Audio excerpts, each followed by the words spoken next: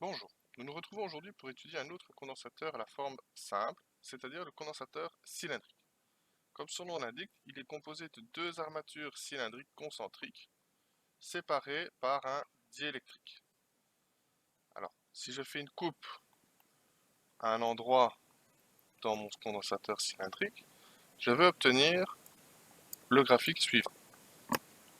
On voit une première armature ici, une deuxième armature ici, et un diélectrique que je vais considérer comme étant du vide pour l'exercice qui suit, distant d'une distance R qui va varier, hein, puisqu'on a le rayon R1 qui détermine le rayon de la première armature, le rayon R2, le rayon de la deuxième armature, et ensuite on va essayer de voyager et de voir la valeur du champ au sein de ce diélectrique.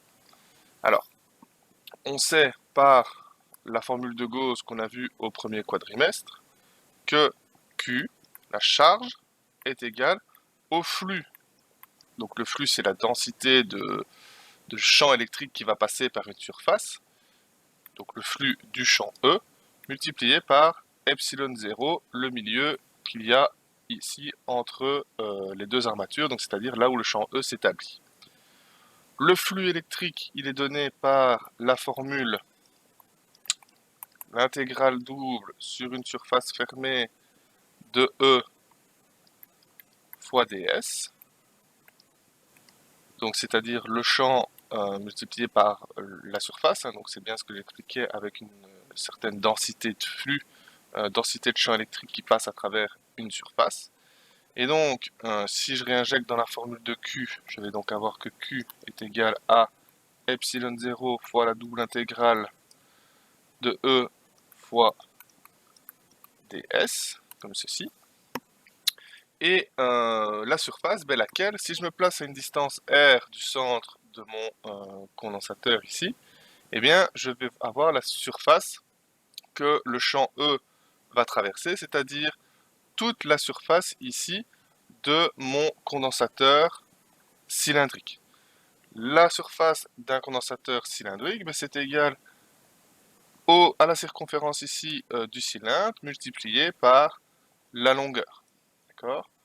Donc l'intégrale double de ds, ça va me donner ici epsilon 0, le champ E, son intensité, et l'intégrale double de ds, donc ça va me donner 2 pi fois le rayon, la circonférence ici de où je suis dans mon cylindre, multiplié par la longueur de mon cylindre. Hop, ça je vais la garder. Et je vais l'exprimer un petit peu autrement, parce que moi ce qui va m'intéresser ici, c'est le champ. Et donc le champ E va être donné par Q sur epsilon 0 fois 2pi fois R fois la longueur du cylindre. Alors celle-là, on va la garder pour plus tard. On va effacer le tableau ici. Donc je renote dans un coin la formule que j'ai trouvée pour le champ, qui valait donc Q sur 2pi epsilon 0 fois L, fois le rayon R encore. Hop.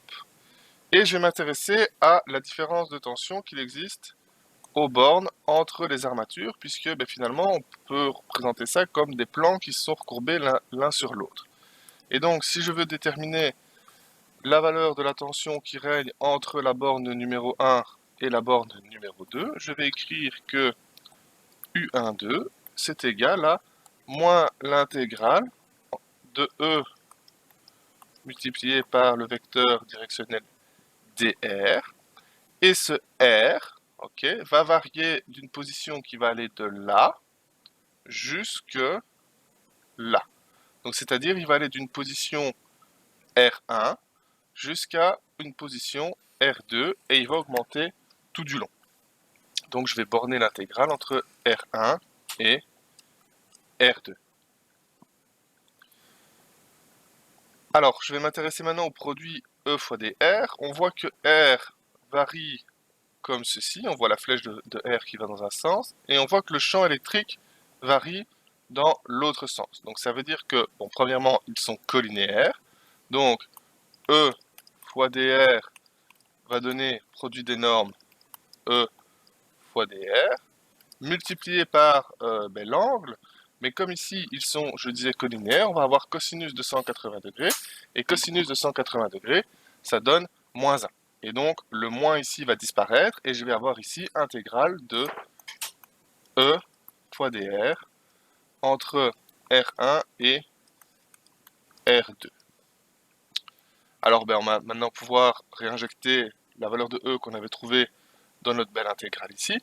Je vais donc avoir intégrale entre R1 et R2 de Q sur 2pi epsilon 0 fois L fois R, le tout fois dr. Alors ma constante d'intégration ici étant dr, eh bien Q n'est pas fonction de R, de pi epsilon 0 et L non plus, et donc je vais pouvoir les sortir de l'intégrale. Et je vais donc avoir ici U entre 1 et 2 est égal à Q sur 2pi epsilon 0 fois L fois l'intégrale entre R1 et R2 de 1 sur R dr. Alors comme on le sait, l'intégrale de 1 sur x dx ou de 1 sur r dr, ça donne ln de x, ou dans notre cas ln de r. Et donc je vais avoir ici q sur 2pi epsilon 0 fois L fois le ln de R compris entre R2 et R1. Ce qui va donc me donner Q sur 2pi epsilon 0 fois L fois le ln de R2 moins le ln de R1. Alors, comme on sait que ln de R2 moins ln de R1, ça va donner ici Q sur 2pi epsilon 0 fois L fois le ln de R2 sur R1. Alors, je me suis un petit peu... Ops. Donc, c'est le ln du quotient R2 sur R1, comme ceci. Alors, on y est presque maintenant. Donc, j'ai réussi à obtenir ce résultat. Je vais effacer à nouveau mon tableau. Je vais repartir de l'équation ici. U est égal à Q sur 2pi epsilon 0 fois L fois le ln de R2 sur R1. Je me souviens de la formule qui me disait que la capacité d'un condensateur était donnée par la quantité de charge. Donc je vais le réécrire ici. La capacité d'un condensateur est donnée par la quantité de charge divisée par la tension qui s'applique aux bornes de mon condensateur. Et donc, mais si je réinjecte ça, si je reprends les deux formules et que je les réinjecte en une seule, ici je vais avoir U, Q va passer de l'autre côté, donc je vais devoir inverser. Donc je vais avoir ici, je vais l'écrire en noir, U sur Q, ça c'est égal à 1 sur C, et donc ça va être égal à 1 sur 2pi epsilon 0 fois L fois le ln de R2 sur R1. Et donc si je réinverse ma fraction pour avoir C et non plus 1 sur C, et que je réécris ça un peu proprement, je vais pouvoir écrire que la capacité d'un condensateur cylindrique, c'est égal à 2pi epsilon 0 fois L sur le ln de R2 sur R1. Alors on s'intéresse 2 minutes à ce résultat et on voit que finalement qu'est-ce qui va caractériser la capacité d'un condensateur cylindrique? Eh bien c'est sa longueur déjà, plus il va être long, plus la capacité va augmenter.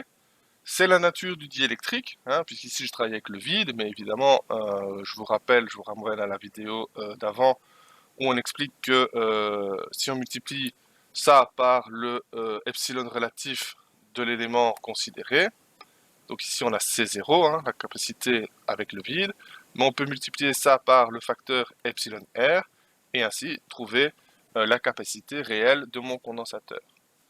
Et enfin, un dernier paramètre qui joue, eh bien c'est la différence de rayon, hein, finalement, puisqu'on voit qu'il y a un facteur ln de R2 sur R1. Et donc, quand je vais jouer sur les rayons, alors là, il faudrait faire une petite étude sur Excel et voir comment varie exactement la capacité quand je joue sur un ou deux rayons. Mais ça, je vous laisse ça faire pour vous et pour vous entraîner un petit peu. Voilà, je vous remercie pour votre écoute. Je vous reviens quand même un tout petit peu sur le cours, puisque j'ai bien précisé ici. Donc c'est bien U12 égale moins l'intégrale entre R1 et R2 du produit des vecteurs.